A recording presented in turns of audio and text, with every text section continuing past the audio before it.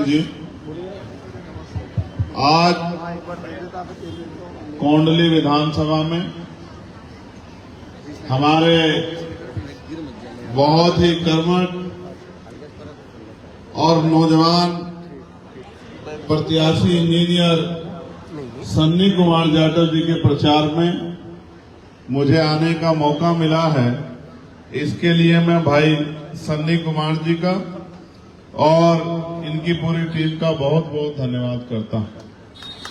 साथ साथ इस मंच पर उपस्थित हमारी पार्टी संगठन के सभी सम्मानित नेतागण और सामने उपस्थित इस क्षेत्र की महान जनता, मेरी मातृशक्ति, प्यारी बहनों, छोटी बच्चियों, बच्चों, नौजवान साथियों और बड़े बुजुर्गों, अपनी बात को शुरू करते हुए मैं समय समय पर जन्मे सभी संतों, गुरुओं और महान पुरुषों को भी नमन करता हूं। उनमें भी महामानव तथागत बुद्ध, संत श्रोमणी सदगुरु रविदास, भगवान वाल्मीकि महाराज, गुरु नानक देव और संत कबीर, और इनके साथ साथ संत गाडगे जी महाराज, नारायणा गुरु, गुरु घासीदास जी को भी नमन करता हूं। महामानव डॉक्टर बाबा साहब अम्बेडकर, राष्ट्रपिता ज्योतिबा फूले, छत्रपति साहू जी महाराज, मां झलकारी बाई, बाबू जगदेव प्रसाद कुशवाहा, जननायक कपूरी ठाकुर, महामना रामसु वर्मा, चौधरी चरण सिंह जी, कोतवाल धन सिंह गुर्जर, मान्यवर दीना भाना वाल्मीकि और मान्यवर काशीराम साहब को भी नमन करता हूं। सम्मानित साथियों, आज कोंडली विधानसभा में मुझे आने का मौका मिला। कल शाम इसी समय मैं नागपुर, महाराष्ट्र की धरती पर था। नागपुर, जहां डॉक्टर बाबा साहब अम्बेडकर ने धम्म की दीक्षा ली, वहां एक पवित्र स्थल पर मुझे जाने का मौका मिला। वो पवित्र स्थल जहां पूरे देश दुनिया से हमारे सम्मानित भंतेगण पहुंचे थे। यहां दिल्ली और उत्तर प्रदेश के सम्मानित भंतेगण भी वहां पहुंचे थे। एक बहुत बड़ा जनसमुद्र, लगभग 50,000 लोग, उनमें भी बहुत बड़ी संख्या माओं की, बहनों की, महिलाओं की। रात को 12 बजे तक मैं वहां रुका। फिर उनसे मिलने के बाद वापस नागपुर आया। 3 बज गए, 3:30 बजे सोया, 5 बजे वहां से निकला, फ्लाइट ली, दिल्ली आया। दिल्ली आके सीधा हाउस गया। हाउस में आज राष्ट्रपति जी का अभिभाषण था। उसको खत्म होने के बाद फिर अपने और काम निपटाए और अब आपके बीच में भाई सन्नी जी के प्रचार में मुझे आने का मौका मिला। ये बात मैंने आपको इसलिए बताई कि हम निरंतर कोशिश कर रहे हैं कि महापुरुषों का कारवा आगे बढ़ता रहना चाहिए, चाहे वो धर्म के क्षेत्र में हो, चाहे वो सामाजिक क्षेत्र में हो, चाहे वो आर्थिक क्षेत्र में हो या वो राजनीतिक क्षेत्र में हो। और जहां देश में राजनीति कुछ लोगों के लिए व्यापार है, वहां हमारे लिए राजनीति हमारे आने वाली नस्लों और वर्तमान में हमारे भविष्य को बदलने का हथियार है। क्योंकि ये हथियार जिसको हम सत्ता के रूप में मानते हैं, इसी से परिवर्तन हो सकता है। और जब तक हमारे हाथों में शक्ति नहीं होगी, तब तक हम लोग बदलाव नहीं कर सकते हैं। मैं कोंडली में आता हूं, मैं जहां पार्लियामेंट में जाता हूं, उस दिल्ली और उसके आसपास की दिल्ली और यहां जहां आज हम खड़े हैं, जिन रास्तों को मैं आया हूं, ये सड़कें, अटी हुई नालियां, तमाम तरह से कूड़ा कचरा, गंदगी और तमाम तरह की परेशानियां जो सामने दिखाई देती है। ऐसा नहीं कुछ छिपाया गया है। ऐसा लगता है वो दिल्ली दूसरी दिल्ली है और ये दिल्ली दूसरी दिल्ली है। ऐसा लगता है वो अमीरों की दिल्ली है और ये गरीबों की दिल्ली है, जिनके हिस्से में सिर्फ परेशानियां आई हैं। वादे तो इनसे भी वही हुए थे जो लुटियन जोन के लोगों से हुए थे, लेकिन उनके लिए नेता खरे उतरे और इधर के लिए खरे नहीं उतरे। क्योंकि इधर गरीब लोग रहते हैं, इधर किसान परिवारों के लोग रहते हैं, इधर मेहनतकश लोग रहते हैं। इसलिए जहां पैसे वाले लोग रहते हैं, उनका भला हो रहा है और गलती नेताओं की भी नहीं है, क्योंकि आजकल देश में पैसे वालों का बोलबाला है, पैसे वालों की बात आगे बढ़ रही है, सरकारें पैसे वालों के अधीन हैं, पैसे वाले, बिजनेस वाले, उद्योग वाले जो भी कहते हैं सरकार उनका काम करती है। और गरीब आदमी जब कोई सवाल खड़ा करता है तो उनको लाठी से पीट के उनके ऊपर मुकदमे दर्ज करके उनको जेल भेजने का काम पुलिस के साथियों के द्वारा सरकार के इशारे पे किया जाता है। आज जहां महंगाई कमर तोड़ रही है, आज जहां शिक्षा और चिकित्सा में आदमी की मेहनत का बहुत सारा पैसा जा रहा है, वहीं इस देश में यहाँ ये भी देखने को मिल रहा है कि गरीबों के लिए जीवन और मुश्किल होता जा रहा है। भाई इंजीनियर सन्नी जाटव जो एक पढ़े लिखे नौजवान हैं, उन्होंने इस व्यवस्था को इसलिए चुना क्योंकि बाबा साहब अम्बेडकर ने कहा था कि राजनीति में हिस्सेदारी नहीं करोगे तो सबसे बड़ा दंड ये होगा कि योग्य लोग आपके ऊपर शासन करेंगे। और बाबा साहब ने ये भी कहा कि political power is the master की, राजनीतिक सत्ता वो चाबी है, political power is the master की, इट इज द मास्टर की विच bye you can open each and every door of your success. राजनीतिक सत्ता वो चाबी है जिसके द्वारा आप अपनी समस्याओं के हल के सारे दरवाजे खोल सकते हैं। यानी कि अगर ये सत्ता आपके हाथ में है, राजनीतिक चाबी आपके हाथ में है, तो आपकी कोई परेशानी आपकी जिंदगी में नहीं होगी। इसलिए भाई इंजीनियर जी ने भी अपने जिंदगी का ये समय महापुरुषों के विचारधारा को आगे बढ़ाने के लिए और महापुरुषों के रुके हुए काम को आगे बढ़ाकर पूरा करने के लिए इस कोंडली विधानसभा में आपकी सेवा करने के लिए लगाया है। जब मैं आया आपने बहुत सारे फूल मेरे ऊपर बरसाए, यहाँ तक कि मुझे अपना चश्मा भी उतारना पड़ा। कभी ऐसा ना हो कि चश्मा भी छूट के नीचे गिर जाए आपके फूलों के प्रभाव में। लेकिन आप ये बताओ, आपने तो अपना काम किया, लेकिन जब तक हम आपकी दुख तकलीफें दूर नहीं करेंगे तो हमें कैसे सुकून मिलेगा। आपको तो मुझे देख के, क्योंकि मैं आपका परिवार का बेटा हूँ, मैं आपका बच्चा हूँ, आपको तो खुशी हुई होगी, आपके मन में तो ठंड पड़ी होगी, लेकिन मेरे मन में तो अभी ठंड नहीं पड़ी है, क्योंकि जब तक आपकी जिंदगी नहीं बदलेगी तब तक हम लोग चैन से बैठने वाले नहीं हैं।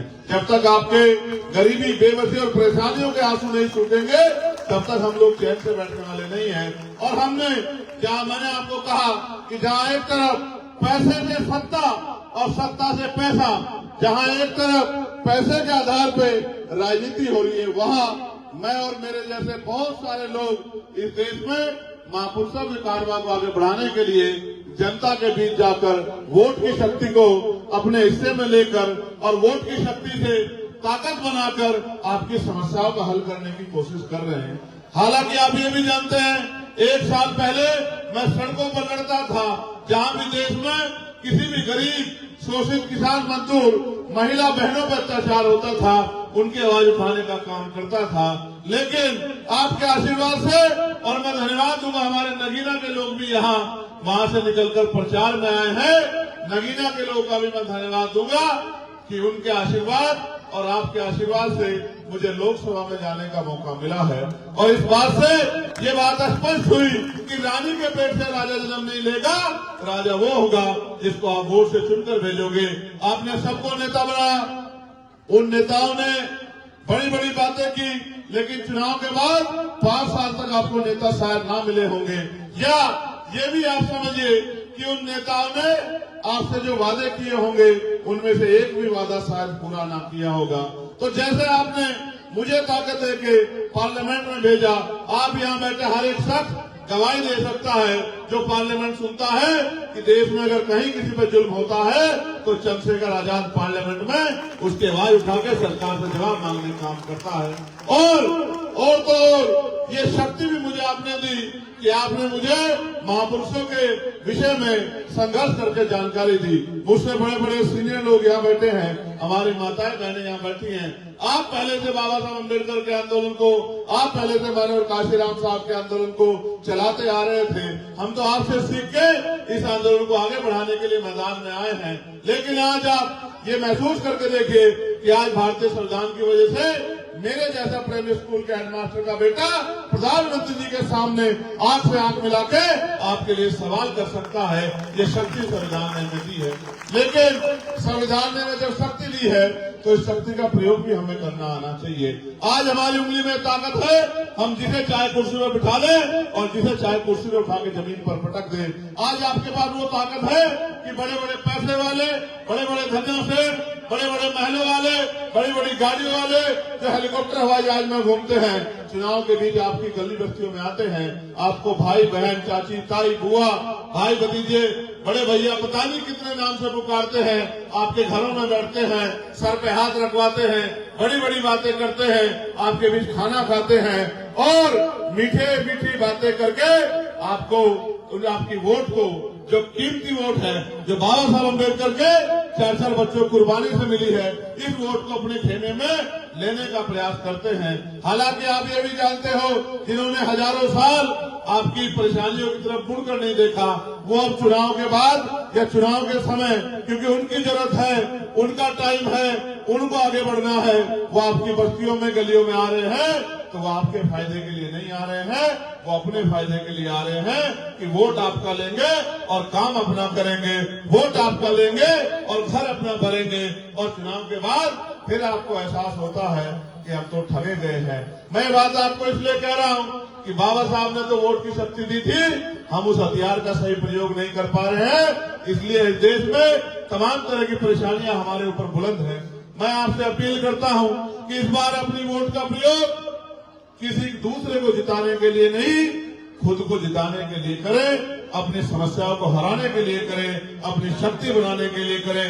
भाई अपने छोटे भाई, अपने बेटे, अपने भतीजे, इस क्षेत्र में पढ़े लिखे नौजवान, आप ये भी समझो बाबा साहब अम्बेडकर ने एजुकेशन पे इतना जोर क्यों दिया, क्योंकि वो समझते थे कि शिक्षित व्यक्ति ही समाज का निर्माण कर सकता है, शिक्षित व्यक्ति ही अपनी बात को रख सकता है। इंजीनियर सन्नी जाटव पढ़े लिखे नौजवान हैं और आपके बीच में आपकी सेवा करने के लिए आए हैं।